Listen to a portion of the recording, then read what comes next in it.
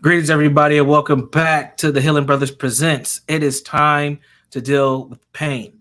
I am one of your co-hosts, Brandon Jones, and I'm with the legendary Sam Simmons. How are you doing today, Sam? Oh, I'm good. I'm good. You know, shoot. Yeah, I'm good. And I'm trying to live up to my grouchiness, but I'm not today. So, you know, Okay, hope the world don't end because of that. But right. it's good. Okay, cool, How cool. about you? Doing fine. I took some time off this weekend. I did what's called a staycation and stayed in a hotel for pretty much 2 nights, but it was like a day and a half. It was good to get away, but I came right back and everybody was ready. They were ready for dad to be back home. But I needed to take a break, man. I've been doing way too much, way too much. So I just went and chilled, brought my PlayStation, and just kind of didn't really pay too much attention to what's been happening. But I did come across the verdict like most people, and it was very interesting responses. And I wanted to have a conversation with you today on what I think people may be experiencing this upcoming week due to this verdict and all the other stuff that's going on. This concept called parallel trauma. And this is a concept that I first heard from you. Um, and I find it very fascinating because I think so many folks, especially Black professionals, end up dealing with parallel trauma all the time. So that's what our topic for today is going to be. But all is going, as expected in my world overall. So, so what do you Yeah. think? What do you think? How do you think this week is going to play out for folks? This week, Mm-hmm. it's hard to say these days because there's always something new every week lately. You It's the know, last week of Black History Month, man. We got to finish hey, strong, hey, right? hey, hey, hey, we done had every experience under the sun, in this month. I know that, certain things are clear, been a little bit clear to me before all of this month is um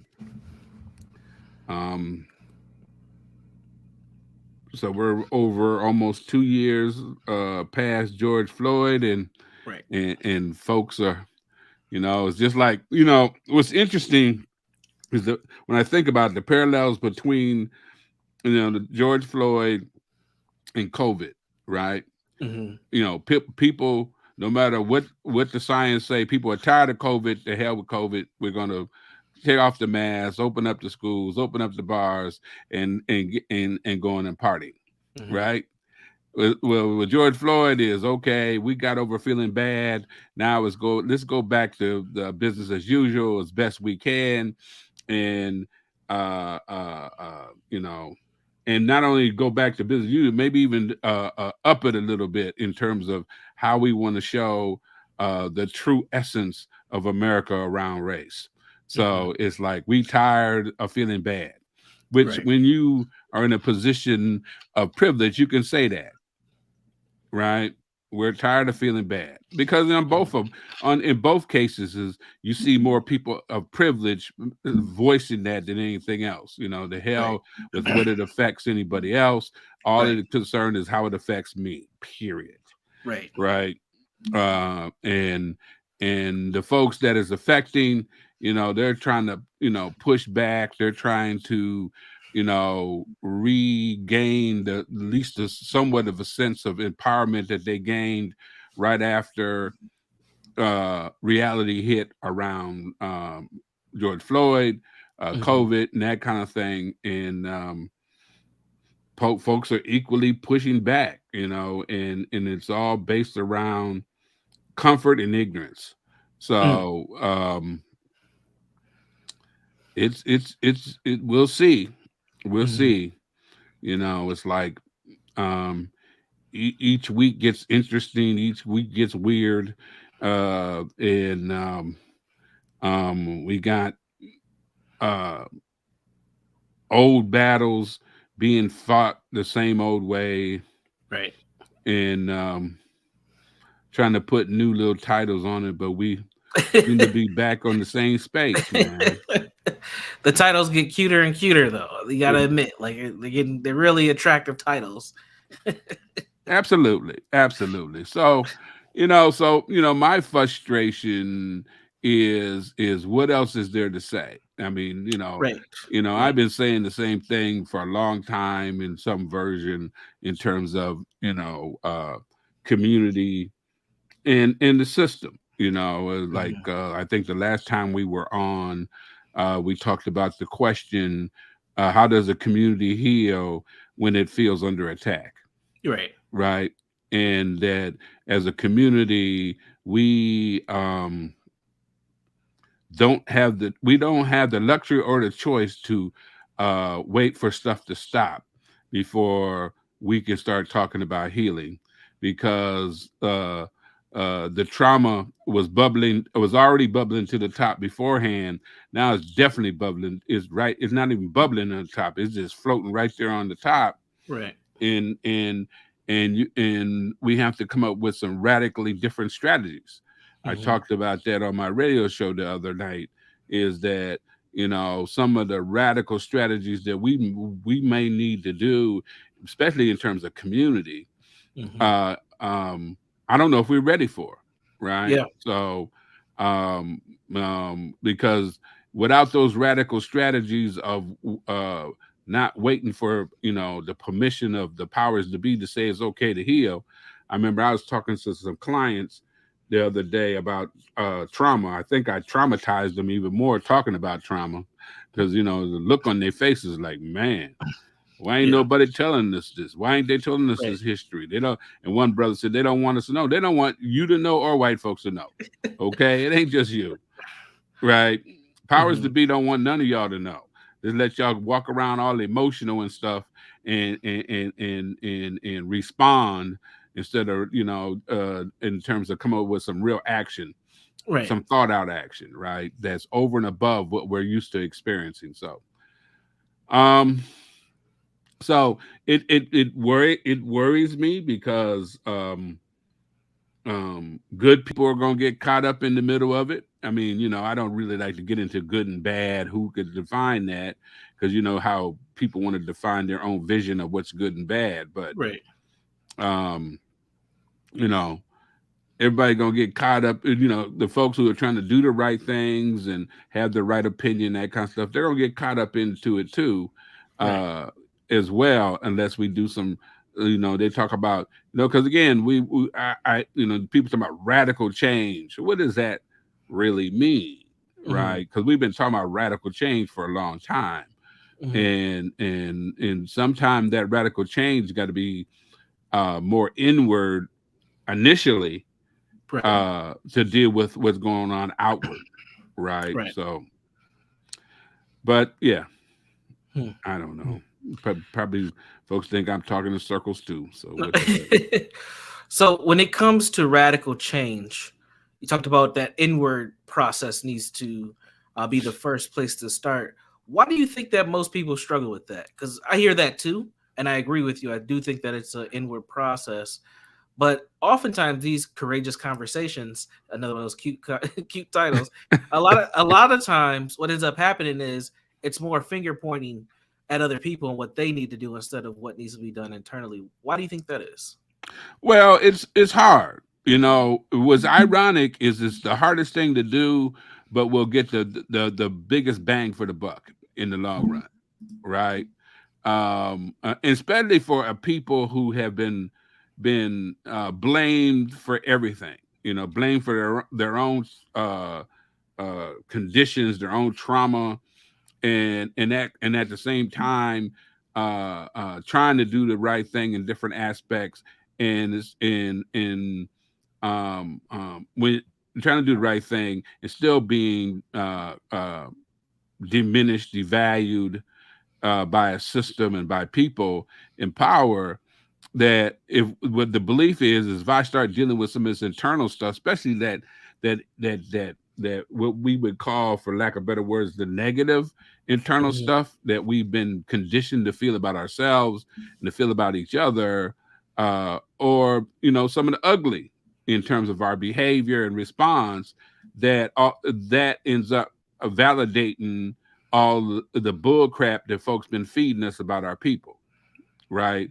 So indirectly, we're still, it's almost like we're so concerned about what the so-called, if we want to call it, the so-called perpetrator think about us, than healing. But it's hard, Mm-hmm. right? It's a hard deal. It really is. I mean, it's the most difficult thing I've ever done in terms of starting that process, and I had to start that process in terms of being truly honest with myself. You know, how invested was I in uh, the way my parents dealt with me or not deal with me. I was Mm-hmm. more invested in that, which didn't leave me much understanding or grace for them, right? Mm-hmm. And once I was able to be honest about how invested I was in being a victim, allowed me to have grace and allowed me to have a larger vision about all of the things that was in front of me and then all of the stuff that was behind them Mm-hmm. that they were dealing with, right? Right. That didn't mean that I had to condone anything they've done. It just means that I was offered to offer them something that I needed for me. I offered them grace, and I found grace in that, right? Yeah. So if we expand on that and look at the situation we find ourselves in and been finding ourselves in as Black people, is if we can look at, we know how to talk about stuff, but talking about it and doing it and putting it invested in has been a really difficult piece because it is internal, starts internal. And again, all of them naysayers, like, well, man, what about the system and what about the white Right. man? Yeah, yeah. They're not going nowhere. Mm-hmm. Okay. Mm-hmm. But we can change how we respond to them, and if we get honest about the full harm of dealing with them. See, think about that. I mean, dealing with the full harm, the internal harm, and then when I say internal, not just individually and personally, but community wise, the internal harm that has come out of that, right? Yeah. And so um and that means that instead of always pointing about what other folks are doing, what part did I play, right? That don't mean what happened Mm-hmm. wasn't wrong, wasn't unfair. Right. What part did I play? That's a hard question, Right. right? And in some cases there is no part, right? Mm-hmm. Just acknowledging that there wasn't nothing else I could do, right? I was truly in a situation that I had to deal with the way it was. But the issue is many times there's some other parts I played, just even in how I responded to whatever happened, Mm-hmm. right? And that's what feeds my work with my men. They are conditioned to come in my group and talk about what. Now you're the one, and there's gonna be people who are gonna have a problem with this too, but you're the one on probation, so you're in my Right. face. You were sent to me because they said you committed a crime. And the reason I emphasize they said is because I don't read their file Mm-hmm. until after I meet them. I let them tell their own story, Mm-hmm. right? And so tell me what happened, okay? Tell me why you think it happened. See, ain't nobody ever talk about why. Tell me why you think it happened, right? Mm-hmm. Because they're stuck in that in that matter of time of the incident, and not especially when we're talking about the type of the different type of relationships. And my thing is to expand them to look, okay, we got this matter of time. So Mm-hmm. what happened way out here before we got here? Right. How did you get to that point? Or how did we get to that point? And Mm-hmm. what kind of signs did we miss? Because we're not perfect, right? This is not about he said, she said. Let's put all the pieces together. Like, let's put the pieces together how we ended up in the relationship to start with. Let's put the pieces together that what we were using to keep the relationship together was faulty, right? Mm-hmm. And so the focus ends up being on them, which is they find that so unusual. Like, okay, because I'm not going to argue with them about systems Right. and about the dysfunction of their relationship, because Right. majority of them are. Hmm. Okay, I'm not Mm-hmm. going to fuss with you about that. Mm-hmm. But you ain't gonna sit here and tell me about the system and girlfriend before you tell me about yourself. Mm-hmm. Okay. And that's initially that's a tough challenge for Mm-hmm. folks, right? Okay. So that the issue is what could you have done differently before the thing happened, during the thing happened, and after it happened. Mm-hmm. Okay. So you can quit having it happen over and over again. Because in most of the cases when I'm dealing with folks, it's happened before. Mm-hmm. A lot of And charges. the only person that was consistent in all of those happening was them. Yeah, common denominator. Right. Okay. And so when you always got your finger pointed at everybody else, eventually folks who are your allies, if you want to use that word, another one of those, those Yeah, cute slogans. terms. Yeah. Yeah. Um Even allies will give up on you if you ain't starting to look at, what part you can play and how you can do it differently. So you lose allies. Then you want to get mad at the ally because the ally going with their life. Mm. Or that ally wasn't really ally. They were one who was trying to benefit off the back of your misery. Mm. Whoa.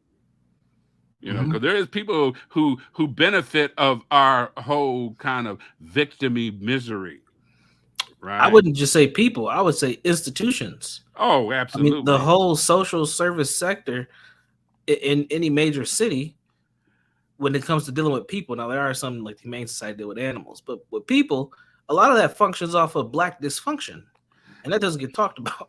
But you Yeah, know, but again, getting to the core of what you call black dysfunction really is the result of the trauma that we talk about on a regular basis uh huh, that we have experienced, right? yep, You know, again, no people are supposed to be resilient for 400 years without it having some kind of physical or emotional or spiritual effect on them.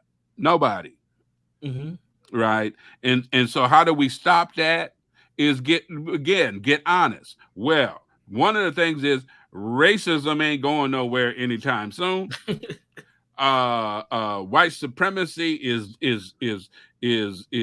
ingrained in America, and I know, ooh, that's a scary word, but it's ingrained. The You know, NFL's ending racism right now, Sam. What are you talking about? oh man, please. NFL is like what's the word? What's the word when you got something going on that like represents something else? I Yeah, mean, smoke and mirrors.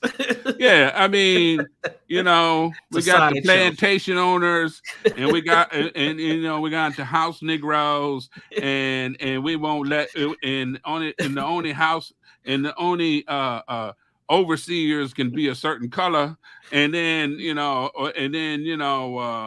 that kind of thing. But I'm in trouble.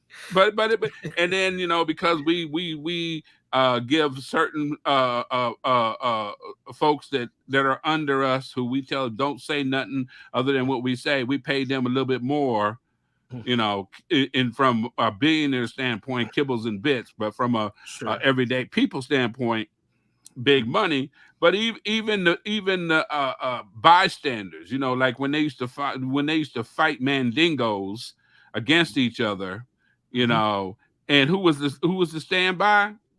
Everyday people. Mm-hmm. It wasn't just the people who had the money, but so the people who come to the game. Why don't y'all shut up and play? It's like, why don't you Negroes shut up and fight? They're Mm-hmm. not real. That's not different, Mm-hmm. right? Why don't you just shut up and fight? That's what we got you here for. We ain't trying to hear about how you believe about how your people be treated. Just like you don't live in that community. Just like you're not part of that community. Just like you don't look like that community. Right. Right? Because you can't handle that truth. But when you in a position of power, you don't have to handle the truth unless it's jammed down your throat. Right. And unfortunately, people who look like us got to get clarity on what are we willing to do, right? Other than complain, right? I mean, I did you know that the brother got a job with the Pittsburgh Steelers? Did you hear about that? Yeah. Brian Flores. Yeah. Yeah, and who hired him? Another brother. Mm-hmm. Okay, Right. and on top of that, that brother is the coach of the team who tried to address some of this stuff. Mm-hmm. Right, man. How much clarity can you get? Mm-hmm. It's like, and like, yeah, boy. And it takes those collaborations, but it takes that bravery to go against the grain, not just against systems, but against, because I can imagine, oh God, I he done went too far. He done sued the league. Oh my God. You know, and he's trying to make it a class action suit. Have you heard anybody join the class action suit yet? Not yet. Okay, I know so Hugh Jackson was trying to get in, but I don't know. I don't know if that's official or not. well, Hugh was he coaches what a college team now. Yeah, he coaches at HBCU, I Yeah. believe. Yeah, and and some of that stuff with Hugh was a little shady, but now I'm not here to talk about sport because I'm not a Yeah. sportsman. Because but let's stay on the point, Yeah, okay? so to bring back the point was I had mentioned that there are industries that benefit off of our dysfunction, and you were breaking down what our dysfunction is and how well, yeah, you were just breaking down what I call dysfunction. You were breaking it down for what it actually is, revolved around trauma. Right. Yeah. But again, the trauma, the fact that we don't want to get a full, accept the full understanding that we're hurt people Hmm. and legitimately hurt people. That's the thing. We don't have to apologize for our hurt, but we're always apologizing. We're not even apologizing. We're just running away from it. We'll use the words, but our hurt is deep. Our hurt is deep. Hmm. Our hurt shows up. It and some of us have, in spite of the hurt, been successful. But what is successful? You know, who gets to define what's successful? I know successful people on the surface who are still terrorizing their families, Hmm. who are still not fully experiencing the whole emotional health they need personally. Externally, okay, now, I won a game, I'm successful at the Olympics and that kind of stuff, but they're suffering silently behind the scenes, and some of that is starting to see, right? Right, right, With some of the female players, the tennis players, and gymnastics is like, okay, on the surface, I got the world, because that's all the world wants to see. Well, you on the world, what you got to complain about?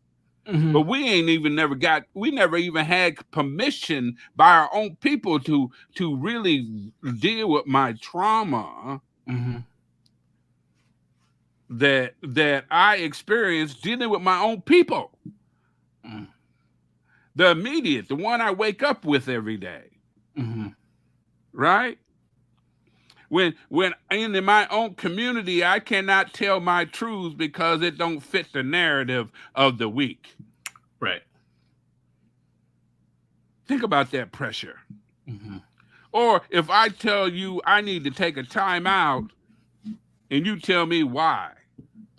Or you try to diminish me and say I'm weak because I got to take a time out from what I'm doing in the community, which brings us back to that whole thing about parallel trauma, right, right, right? And especially of us who do the work in the community, dealing with the community, and we don't even realize we're experiencing the same trauma as that community, right? And then when we start acknowledging that we're experiencing that same trauma, not only do we catch heck from our own systems because we start challenging the system even more, we might even catch heck from our own people. Why are you doing that? Why are you pushing so hard? Man, we got a good thing going here. Man, but it ain't working for the folks. right. It ain't working for the people. Hmm. What you mean? Or, oh man, you came in here, man. We was doing good things. And then that same system will sick them folks on you. Brother, man, why you got to, that's why I ain't had a what you call a employed job in years Mm-hmm. because I didn't know how to shut up. Mm-hmm. But what's so wild about that when I look back on it, there was always a few white folks that says, okay, we're still gonna pay him because he still makes our life simpler because the clients like him because the clients feel like they're benefiting. Mm-hmm. Because not all people who look white is out to get folks. They just don't know. And I was offering them some suggestions. I was offering them some ideals. You cannot continue talking about, when the sister said, "What should we do?" All you need to do is change. What do you mean? All I gotta do is change. You just need to change and get out the way and give us your money without no strings attached and everything else, and we got it. And Oh. and we're hearing a lot of that narrative, man. I've Man, seen it and all it's over. like, oh, really? Really? No, this is what I believe. This is what you will get, and this is how much you're going to have to pay, which is interesting. I'm not going to call the people out today, okay? But one of my former employers called me to do some training, right? And, well, actually more than one, several of them. All of a sudden, I'm special. Called me out, and then I how much you charge, and I told them what my fee is these days, right? Mm-hmm. One of them sent back, "Whoa, you must be doing awfully well these days. Oh, you high on the hog." They don't even know I was charging that amount when I was working for them Yeah. for other people, Yeah. right? Yeah. And then on top of that, knowing that my white counterparts charge either twice or three times as much more, and do a whole hell of a lot less. Yep. Other than come up with some pretty words and some pretty presentations. Mm-hmm. And they don't even see how funky that is. Mm-hmm. That side shade. Whoa, Oh, see, the thing is, it is that, especially if I'm dealing with nonprofit, I'm gonna tell you how much I charge, but at least be respectful enough to talk to me. Right. Right? Be respectful enough to talk to me. And so it's a catch-22. It's like now they're scared to say, because I think that, because see, it's interesting when you shady and you internally shady, how uncomfortable that is when that shady crops up in your gut. So I've had people just I tell them my fee, stop talking to me. They don't even have a discussion. Yeah. I've run across that too.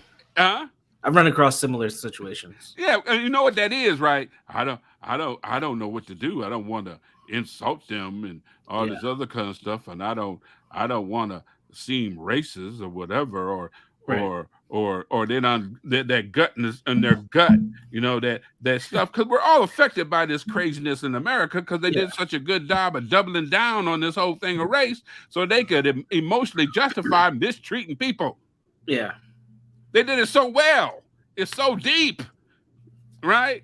And all of a sudden I feel uncomfortable, and now I feel guilty because I feel uncomfortable because this Negro had enough nerve to say he wants this much money, and I'm not sure he's worth that much money, even though he does better work than the other folks that I was dealing with that I spent all my money to before you came to me. Yeah, I've had those conversations as well. I have a really good relationship with the county here. And I mean, since 2018, I've done trainings with them. And my contact there, she was like, "Brandon, you are the best presenter we've had in like ever here." And she was like, "When we need something, you show up, your stuff is professional, everything's put together." Like, she's like, "You're just good."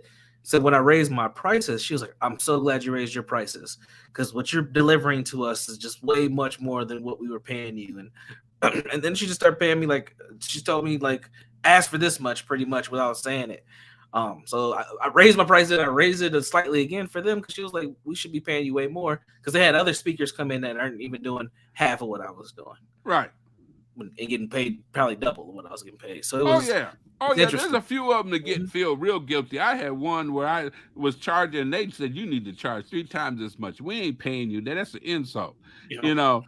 But that's also some of that internal stuff that we've been conditioned with, right, right? right. Yeah, we That's don't. that. Yeah, Yeah, we we struggle have with that. Yeah. been conditioned to diminish ourself and our self worth, right? Yeah, I'm And actually working with some folks now because some people that want to be speakers are like, help me.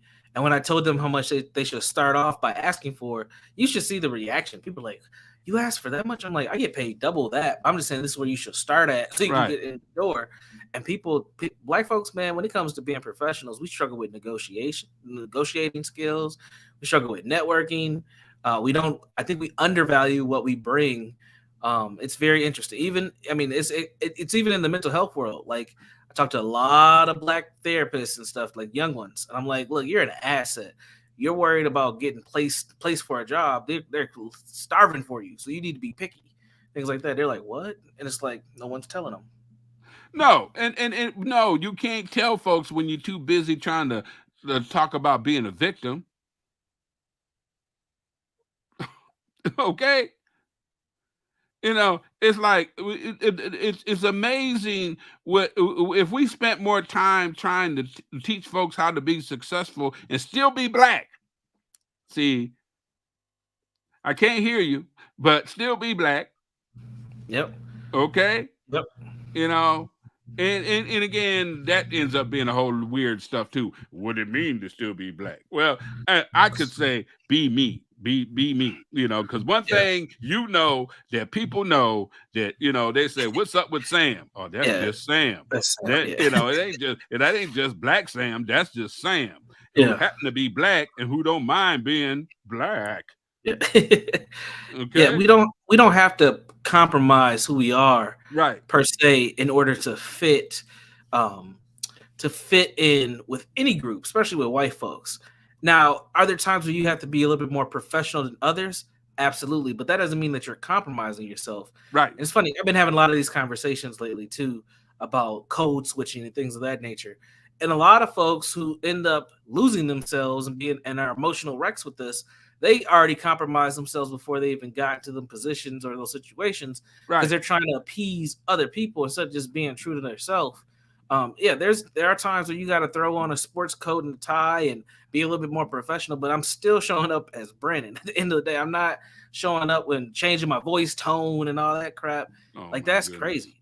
It's Well, insane. yeah, I mean, but again, that's part of that trauma, right? That's another way Absolutely, that trauma shows up. absolutely, And this thing, if having honest conversations about that trauma goes a long way to healing. absolutely. In spite of all this is where this come from. It ain't my fault that I shortchanged myself. Right. I've been conditioned to shortchange myself in this environment of trauma, Hmm. right? It don't make me no less unless I want to see myself as less. Right. And then sometime when we come in and try to help folks, you got to help them with compassion. We always want everybody else to show us whatever that is. I don't know if we want compassion or pity. Yeah. Right. I don't know Pity. if we know the difference, but We we, don't. but we don't show each other compassion. You We mean you don't. didn't know that? What's wrong with you? I mean, it's like, Yeah. no, like that ain't the way. Yeah. I mean, I think the person who taught, again, people say, well, how did you learn? I mean, I guess because I've always felt like the underdog, that I always treated other folks like they might be, Mm, or I always treat folks thinking about how I felt when I was in their position, hmm. right? I'll never forget that. That's why I always, to a fault, I never wanted to run a program. I never Hmm. want to be executive director of anything because I didn't know how much that would take me from the people. Hmm. And I didn't realize, and I was scared that it would take me from who I was in dealing with the people, Hmm. right? Because I deal with clients, because clients, they get it, Hmm. right? When they get it, right? And that's what feeds my soul is when they get it. It's like, and all of a sudden quit just being victims, right? Right. Oh, I mean, right there in front of you, Right. right? It's like, it's like, oh my God, there is stuff if I can do and I can focus on this, it also will actually affect what's going on with me externally, Right. right? It ain't gonna Right. be perfect, but you ain't never been perfect. The system ain't perfect. This system it was built on imperfectness. Yes. I'm losing the words. Yeah. I mean, the Constitution created equal when you got the folks who wrote the Constitution owned slaves. Or really, Yeah. Hmm. all men, not all women, all men. Hmm. So this was definitely imperfect union based on one group of people who now scared that they're gonna lose their artificial position. Who without all these other folks would not be where they're at. Right. We're joined at the hip. But with that though, I wanna circle back to something. I think you hit on a very key point. We talked about compassion versus pity. Like, because I feel like that's where a lot of this parallel trauma, in the center of that is that pity, and I often see black folks, we're being insulted all the time, and we don't realize it. It's like people don't even think that we think. They don't think that we can't think. They don't. They assume that we can't do anything. For example, I seen this news article and I was just like, this is ridiculous. So in Seattle, they are banning. In Seattle, they have a if you're riding a bike, you're supposed to have a helmet. It's like you get a ticket if you don't have a helmet on a bicycle, and they're banning that now in the name of racial equity because they just assume that black folks can't buy helmets. Like that's how ridiculous some of this stuff gets. Now we can go to Biden and the crack pipe thing and all that, but it's like how many times? I mean, in the name of racial equity, which is another code for what the black folks need, like we continue to get insulted by this stuff over and over and over again, and we don't realize it. We try to finesse it. Actually, we just take those opportunities and just roll with them. But it's like at some point in time, there has to be a different strategy, and we have to understand that that level of what is masked as compassion is a lot of pity. There's a lot of pity when it comes to us because for a lot of folks, we are just a bunch of helpless people. Now, some of us are. Some of us are just helpless, and that's every group has helpless folks. But damn, man, like it's getting Well, ridiculous. but that whole thing about helpless, um, even helpless people know how. If you present something to them, they can understand that there's some areas where they can defeat It's that something. Yeah, helplessness. absolutely agreed. Okay, and so you're absolutely right. That whole thing about uh so we're gonna ban helmets. We're gonna ban protecting yourself because You pull up the article. you think because black folks don't want to buy. You think black folks don't want to buy helmets, right? It's like I wish I could make this stuff up, man. I yeah, can't. but see that's all smoke screens, right? That's all Yeah. smoke screen. I'd rather waste my time on crap like this than to really do some real integration and some real diversity, right? How about bring some folks into that department that came up with that bull crap, huh? Yeah, I'm gonna pull it up. Yeah, man, you don't have to pull that crap up, please. Don't do it. Don't waste our time.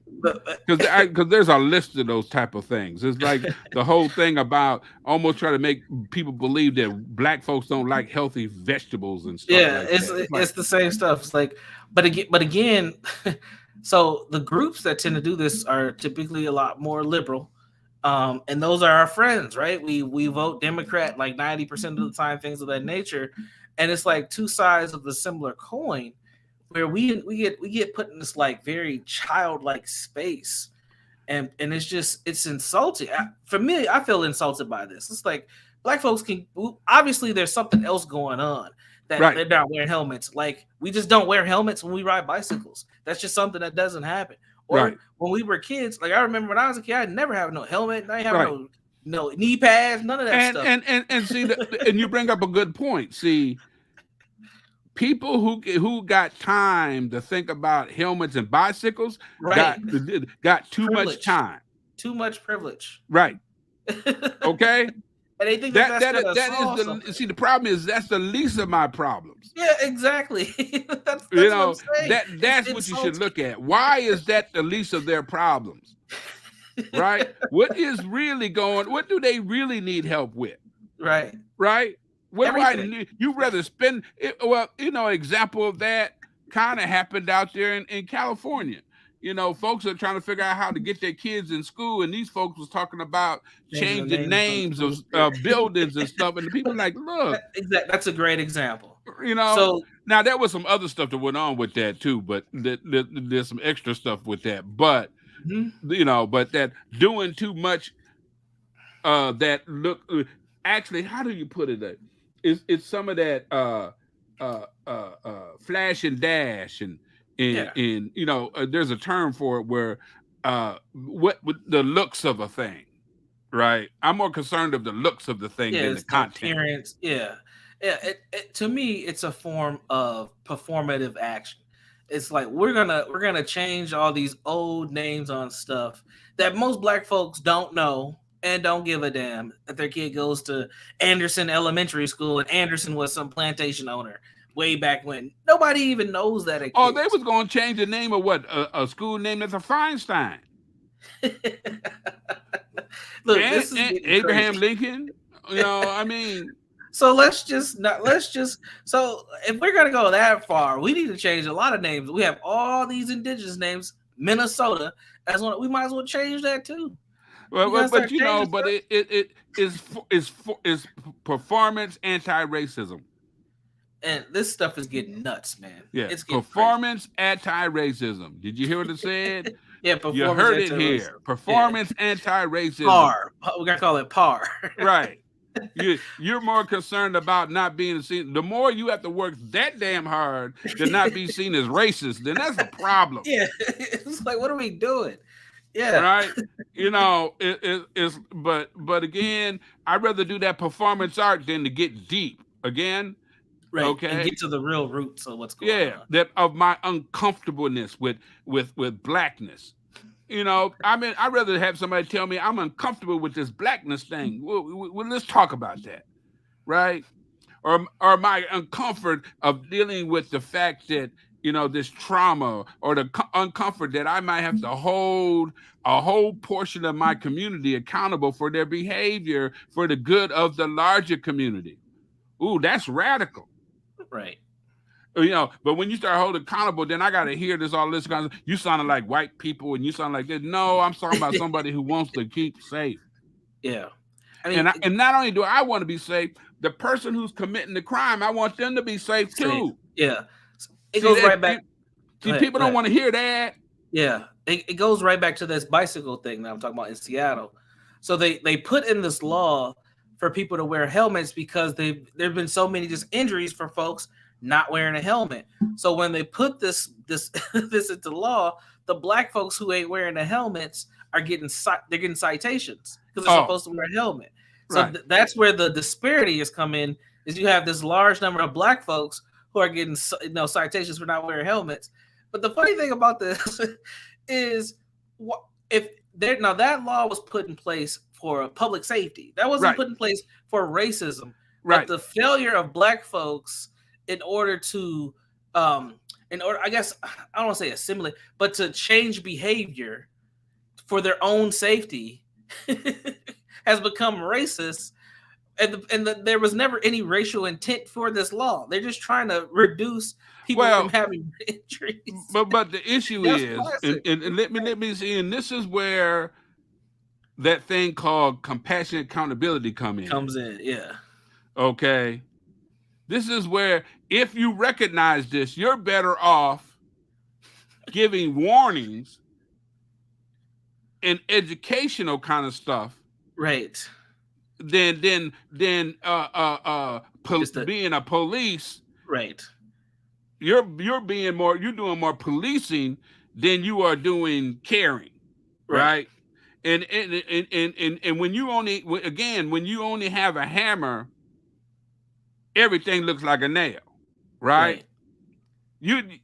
So you go from one extreme to To another the extreme, and we all lose. Yeah, and See, this is such a low hanging fruit example, right, but it goes to, like you said, these extremes. So we're putting a one size fits all process in for everybody, but culturally there's no reference that, well, maybe when black people ride bicycles they don't have helmets because we never did. This is right. something that's Well, typically it's a very suburban thing or a college campus where I've but seen people on bicycles with helmets. I seen a survey done that they did on black folks, and they found that educated black folks are more progressive than non-educated black folks, right? The Yeah, non-educated black exposure. folks are more conservative, Yes, right? And the exposure. non-educated black folks was like, "What you mean defunding the police?" Hmm. Right? It's Hmm. like we got to figure out a way to get along with them. But what do you mean defunding the police? Right. Right? Now they could agree, both could agree on that whole we need to reorganize all this stuff, but Right. defunding the police because all they can see is we ain't got enough police Yeah. already. Right. And, That's and, what I. and think about that relationship. Think about I mean, that love hate relationship we got with yeah. police. I mean, codependency at its Right, finest, right there. Yeah, right. You that's know exactly what I it. said. Yeah, but that's all part of our trauma too, because we're codependent people within our own community. Don't have no boundaries, right? That's that Right. all or nothing.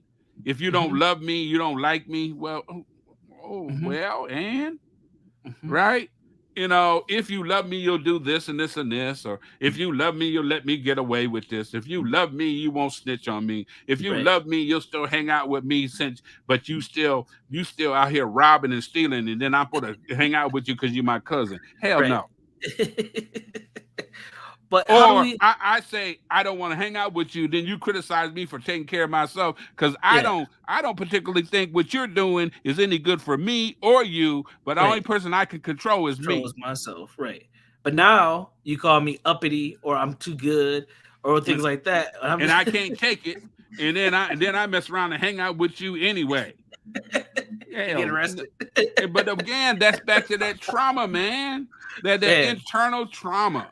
And like I said, the group I did with my guys, I showed them some videos around trauma. I showed them some videos around the whole systematic pieces around slavery and what we were trying to do is how can we connect the dots back to that and some Yeah. of the behavioral responses and that kind of stuff. Yeah. It messed them up. They couldn't answer, right? So what do you think we need to do? Well, white folks need to change. So you trying to tell me that you're going to wait for who you think is the perpetrator to change before you do Right. better? Right. And that's the Oh rub. no. And this whole conversation about anti-racism has been so one-sided that I think is causing more damage. That's my stit.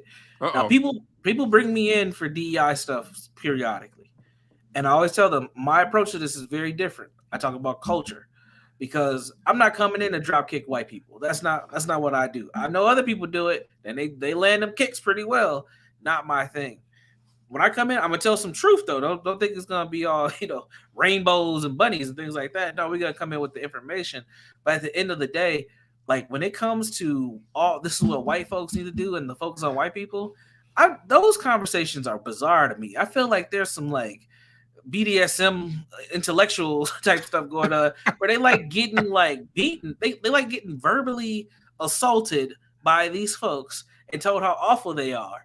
And then those people move on. It's like, how did this help anything? If we're not gonna have a two-way conversation about what both groups or all groups need to do in order to improve, how does anything ever get better? And then we get mentalities like what you just talked about, where you get in front of these guys who aren't, having these college level conversations, these courageous conversations. They're just living their life day to day, and but the information is trickled down to them that, oh, white folks need to do everything, so it's the white people that need to change. And it's like there's no accountability for us to do nothing. And what I always say is both. Like Right. racism, white supremacy is extremely, extremely, extremely harmful and present, and so is anti-blackness and our dysfunction. And both of those things cannot coincide for this world to change. They both need to be eliminated, if you ask me. Yeah, but the thing is the area, if what I found once I manage my trauma and allow myself to be a individual in some ways and be accountable for my stuff Right. and my part of a problem that I know exists, you know, because I'm a never like I you know because I never argue with nobody about white supremacy not existing. That's bull crap. Right. That's what, Right. but it's so ingrained and so it's done leached in. It's like toxic waste. It's unleached in places we didn't even think it leached in. Yeah. Right. My It shows up in nice places, bad places. It just is because America again. America had to double and triple down for their own consciousness yeah. to justify what they were doing to black people, Hmm. right? And they did it so well, it's so ingrained that it's like cellophane wrap, right? You think everything's clear in front of you. You walk in and this invisible walls here. Whoa, Hmm. what's going on? And all of us are infested by that disease in all different kind of ways, and we're responding to it all. But it's scary. Hmm. It's uncomfortable. But the thing is because of that and that continued abuse, you know, we as humans we've been damaged by that. Absolutely. And if we acknowledge the damage, we can start working from the inside out so that we don't triple the damage. Right. Our people catching hell, but we got to find a way not to add to them catching hell within our own community, right? Because again, I know that the more I dealt with my trauma and the more I dealt with being honest about what I was contributing to my problems, even white folks deal with me differently than my some of my black counterparts. Yeah. It's like, and they deal with me. They don't always like me, but they deal with me in a certain kind of respectful way. Like, okay, I might go there with him, but you're gonna have to be responsible for what you get back. You know, Right. So let me ask you a because question about that. huh? So let me ask you a question about that. When you are engaging with these folks, do you care if they like you or not? No. Matter of fact, I had folks say, "Well, you don't really talk about white people." I said, "Because you ain't that damn important for me to get better." Oh my God, you want to see somebody? You think calling them racist will get them all upset? That crap really that messes them all the way up. Wait, but I remember one woman all in tears. Oh God, and we done awful things to y'all, and I'm so sorry, and I mean, you know, some Karen tears, okay? And she said, "What can I do?" I said, "Well, get out my way and let me be fully human." mm, That's all. yeah, Oh, she was insulted. How yeah. dare you? It's like, We, I just need you to get out my way. and I bet some black folks would be terrified to even be a Oh fly on yeah, the wall to hear that conversation. man. It just highlights the the Oh dynamic. man, I'm gonna say it because we ain't got that much time. When I was out in the world, when we was out before COVID, and I would do my historical trauma presentation in mixed groups, Yep. man, it was almost like slavery, brother. Man, you don't care what you say to white folks. I wasn't talking to white folks. I'm talking to Yeah. your black ass. Yeah. This lecture was never really written for them. It was Yeah. written for us. Yeah. We They don't. just pay me to do it. Yeah. And I'm thinking to myself, and I had to ask one of them, what did I say that was wrong? Everything. Nothing. Did I lie? No. So what are you talking about? Oh man, you just don't care what you, man. Man. It's like, and be whispering, Yeah. oh, and I started hearing it in the back. I hear this tune in the back of my head, swing low, sweet chariot, coming to carry me home. And it used to boggle the heck out of me, man. Yeah. Yeah. I mean, Because why I tell white folks, I had a white woman says, "Well, Mr. Simmons, you probably should, uh, watch if you're what you're talking about because it might make young people feel bad about being white." I said, "Did I say anything?" I mean, just recently, and I'm like, Yeah, "What?" that's that critical race Right, right. counter I talking said, point. That's that is. "Did I say anything that wasn't true?" Well, apparently not. So, so I'm supposed to care because somebody feel bad about the truth? No. Now, I would, if I came in here deliberately to make you feel bad, I might feel bad about that because I think Right, that's abuse. right. But if you can't That handle happens. you can't handle the truth, especially my truth, the heck with you. Yeah, And on top of that, I said, you talking about you can't handle that truth because most young people I talk to yeah. They can't. are glad to hear me speak. Yeah, And I already know some of this stuff. They just didn't tell you. yeah. Oh, But that's a counter. What she did, that is a counter talking point to critical race theory, which is not what you do. It's not what I do. We don't talk about critical race theory at right. all. But since I that's don't even bring it up. yeah, so that's the narrative now. So that's her counter. So anything that talks about historical trauma now gets lumped into critical race theory and has nothing to do. It's not Oh, the same. It's or not the the same. other thing was, why don't you talk about Somalis and other people of color? And I mean, I'm talking about black people. Yeah, Okay, yeah. why are you so scared of black people talking about black people? Which is real interesting too. Which is a whole nother discussion. We ain't got but a couple minutes because that's a discussion for itself. Yeah, Why are we scared of black? absolutely. Absolutely. You wanna end it by giving a nice solid definition of parallel trauma. Solid definition, man. You did. I think we talked around it, but we want to get the Sam Simmons defined understanding of what parallel trauma is. Well, parallel trauma is really kind of, some people call it a secondary trauma, and it's a trauma that mostly with people who do the work are experiencing the same oppression and powerlessness as their clients, and so they are more likely to want to feel like they got to fix a situation and intervene. They find themselves in, especially in jobs, feeling the need to intervene or advocate for clients at a higher level, right? The other thing about parallel trauma is those individuals who are suffering it feel it's more important to provide services for others than take care of themselves. So they're not really into self-care, and then have a hard time understanding the pushback that they get from organizations from advocating for their clients at a level that in some cases could be counterproductive. Mhm. That's great, and I think what we talked about today really just emphasizes that piece all around because these are the folks who are in positions to help people, but they're having the same experience as those folks, and I think that's one of the things that was really highlighted after George Floyd was murdered. Is that really? I think it happened before then, but George Floyd just kind of sparked it up even bigger. Is that a lot of professional Black folks just couldn't take it. They couldn't deal with stuff. They couldn't. They were paralyzed, Right, emotionally paralyzed. right. And I'm seeing it, and I'm seeing it, I'm seeing it, and it's honestly, I think that it's just gotten worse because every time a verdict happens or another incident happens, it's like reliving the trauma all over again for people. And I'm starting to see a lot of my peers just pretty much shut down. Man. Like it's pretty sad.